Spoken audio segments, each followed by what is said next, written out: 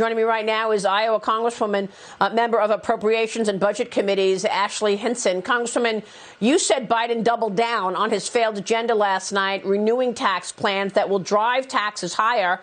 What is your analysis from last night's commentary on the taxes?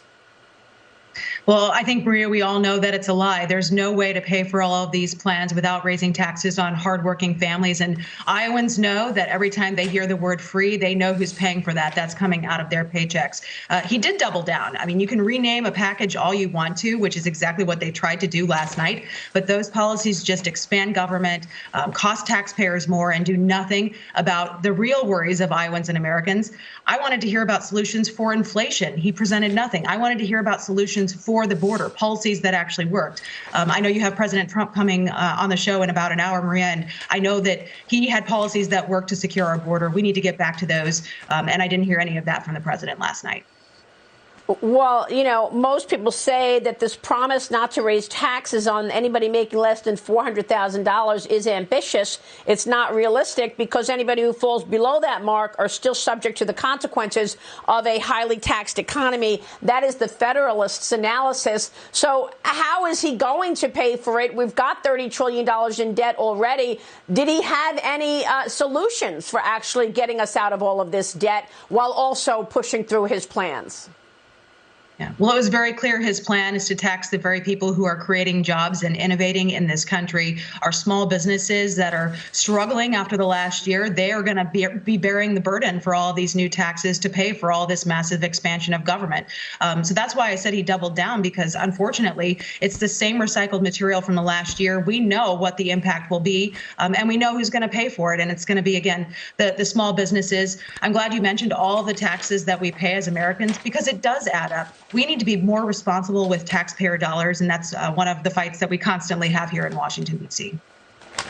Well, you know, it's interesting because you mentioned President Trump. He'll be with us in about 30 minutes' time, and his tax cut plan actually lifted all boats, and Biden did have another mistruth last night when he tried to attack Trump's tax cut, saying that it only helped the rich. A fact check for our audience. In fact, it increased worker earnings and opened up job opportunities across the board. The lowest earners were actually seeing the highest increases in wages, more so than the rich. But I want to get your take on the border crisis, because you say he's turning a blind eye to the crisis at the border that his policies created. Why do you think he mentions immigration and a need to secure the border, even though he fails to mention any way to do it by actually sending people back? They're not even using the Remain in Mexico plan the way they were supposed to. It's a fraction of the people going back to Mexico. Let's talk about actually supporting our Customs and Border Protection agents, our ICE agents who have been truly cut off at the knees because of his policies. They have been not able to do their job. We know deportations are down for dangerous people coming into our country. So the problems at the border are a direct result of the policies that the Biden administration has implemented over the last year.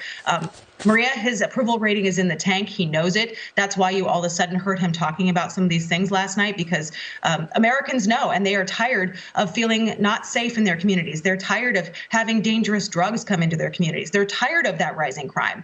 That's what I hear throughout my district back home in Iowa, and I know Americans are feeling that same struggle. So I think we actually need to get serious. We need to go back to those policies at the border that worked, and we need to build the wall.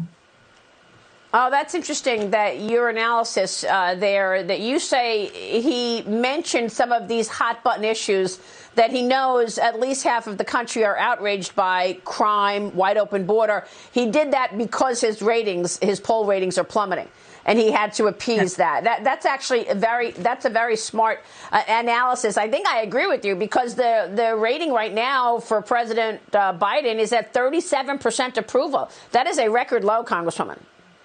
Yeah, I think it's probably lower than that in Iowa, Maria. And I had a constituent actually text me last night before the speech. And I think Iowans just want to know, and Americans just want to know, why is the Biden administration messing up so badly? That's what they literally want to know. Everything they've touched, they've broken, whether it's energy policy, what's happening at the border, or the economy. Iowans and Americans are feeling that pinch. And I was hopeful that we would hear some answers to those problems that Americans were facing. But again, all we heard was more of the same rhetoric: big government, big spending.